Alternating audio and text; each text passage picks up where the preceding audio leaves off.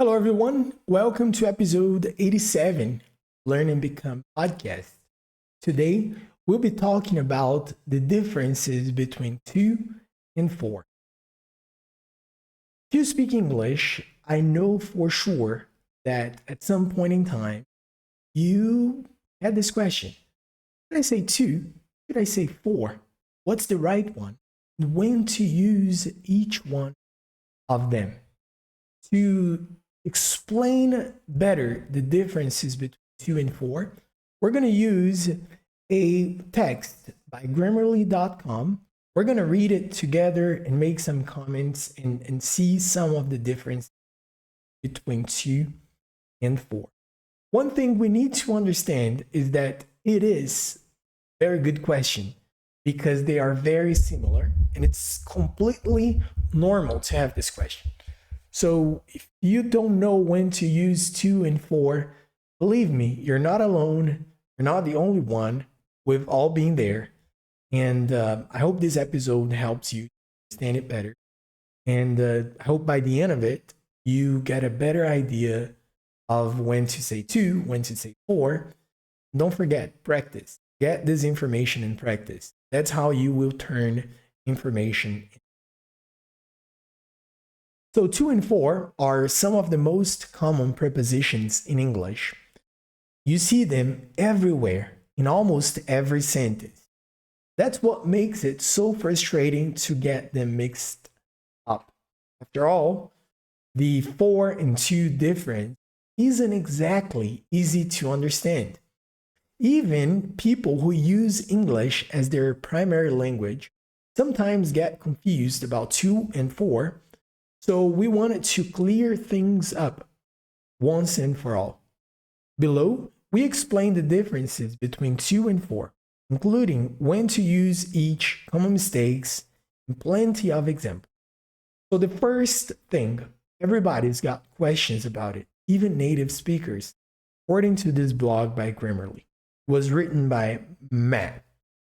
And the general difference between 2 and 4 is very important.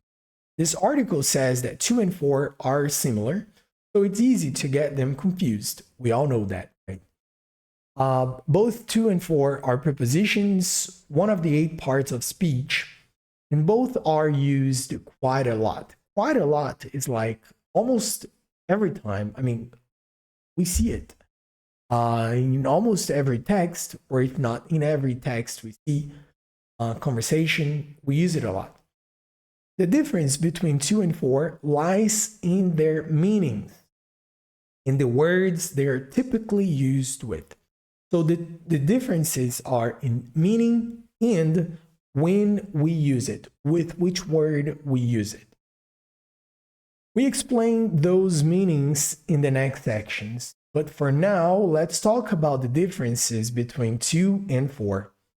For example, 2 is one of the prepositions of directions, which means it can be used to express movement, whereas 4 is not, except in rare cases, where one could say, I think we're headed for a dead end.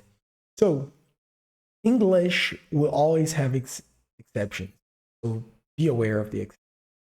I mean, you can get the general rule of something, but there will be exceptions. So don't get too focused on the exceptions because there are many. But get the general idea. That's the best way for you to learn more and quicker. Additionally, 2 can indicate the infinite form of verbs, which 4 cannot. Likewise, 4 has its own unique uses that 2 doesn't have.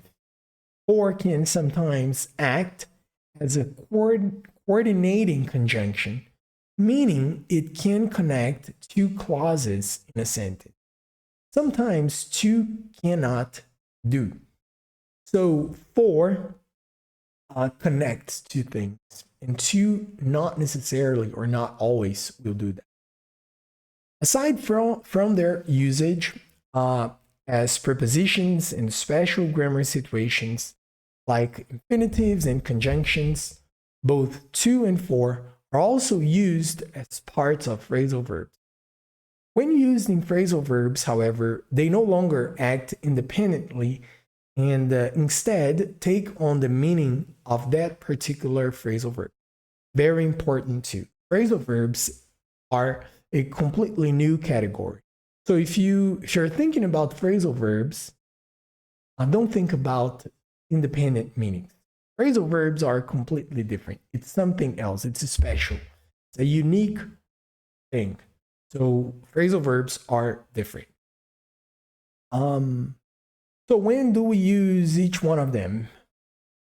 So to use to, we use to for direction, for receiving, connection, attachment, comparison, and also reason when we have a verb.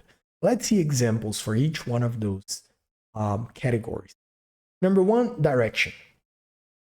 Expressing movement towards something. We're going to the zoo this weekend. We're going to the zoo this weekend. Great. Look to the left and right when crossing the street. So look to the left and right when crossing the street. So it's direction. We're going to direction. Look to direction you look at. So direction, we'll always say. Number two, receiving. Showing who or what receives an action or item. So when you receive something, we say to, like from, to. For example, Furlong passed the ball to Sexton at the last second. So one person passed the ball to receiving Sexton at the last second. One person passed the ball to the next at the last second.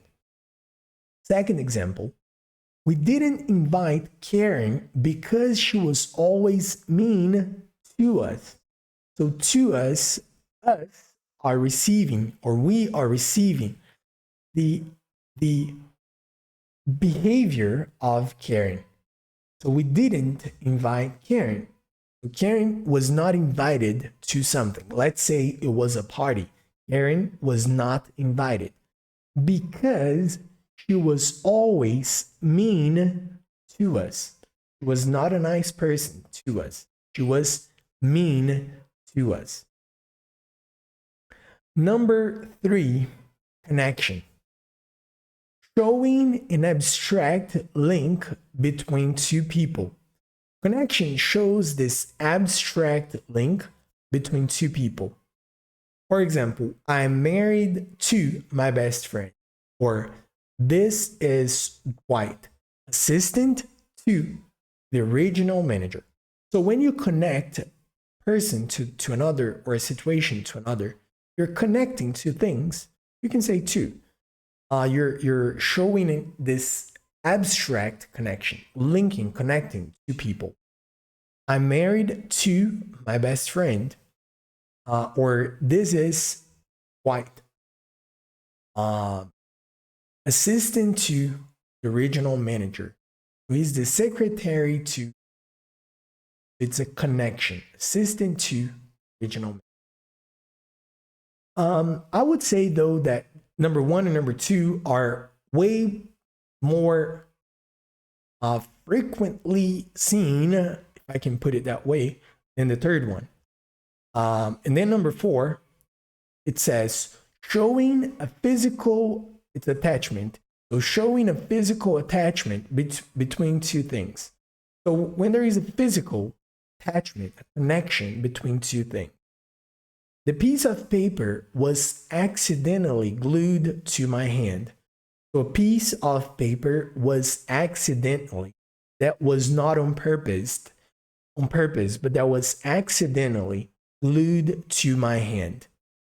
Or number two, I chained my bike to a bench, but the bench was stolen. That's a problem.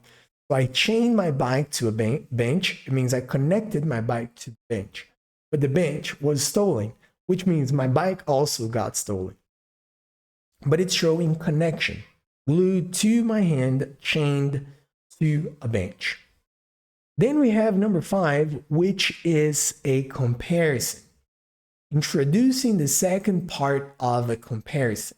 Comparison is when you get two things and you compare. For example, high school is easy compared to college. So high school is easy if you compare high school to college. So it's a comparison. Or second example, they preferred water to soda. They preferred water to soda, or they preferred coffee to tea. So when you compare, I prefer this to that. It's expressing this comparison. And then you can use to. Number 6, we have reason. Reason, it's when it's describing why something happened, and when the explanation uses a verb. For example, he shouldn't have joined the army to impress people. He shouldn't have joined the army, a reason to impress people. It's a explaining a reason followed by a verb. To impress people. I studied so much to the reason, a purpose, to get good grades. So I study so much to get good grades. Sense. So those are 6 of the common ways we use the word to. When it comes to the word for, we also have 6 primary main situations when we use it. Number 1 is to support something. Number 2, it's a representation. Number 3, exchange. Number 4, length. Usually like a length of time or distance. Number 5, gratitude. And number 6, also reason, but with a noun. And we're going to see the difference between reason for to and reason for. So let's see. Number 1, support. It's indicating agreement, allegiance, or favor towards something. So it's you're supporting, you're helping someone or something. For example, I always support for the underdog at games, which means I always cheer for the weak team. So I always root for the underdog at games. For. So the word for is like I always root for. Then second example, if you're not for the union, you're against it. If you're not for the union, if you're not supporting, if you're not trying to help, if you're not for the union, you're against it. There are only 2 ways. You're either for the union or you're against it.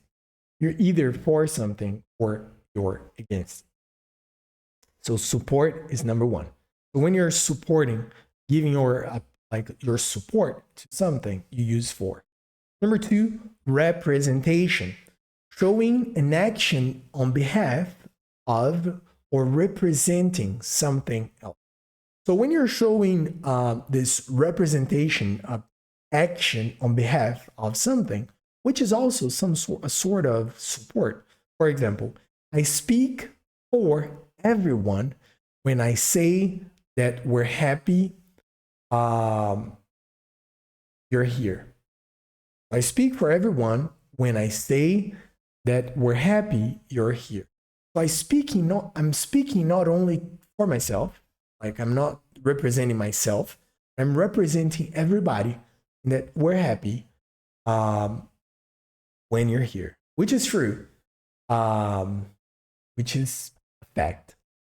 Then we have, I may work for Walmart, but I don't shop there. I may work for representation, Walmart, but I don't shop there. I don't buy things. I may work for, but I don't shop there. Make sense? It's a representation. I represent Walmart. I don't buy there, shop there. Which is interesting. Interesting.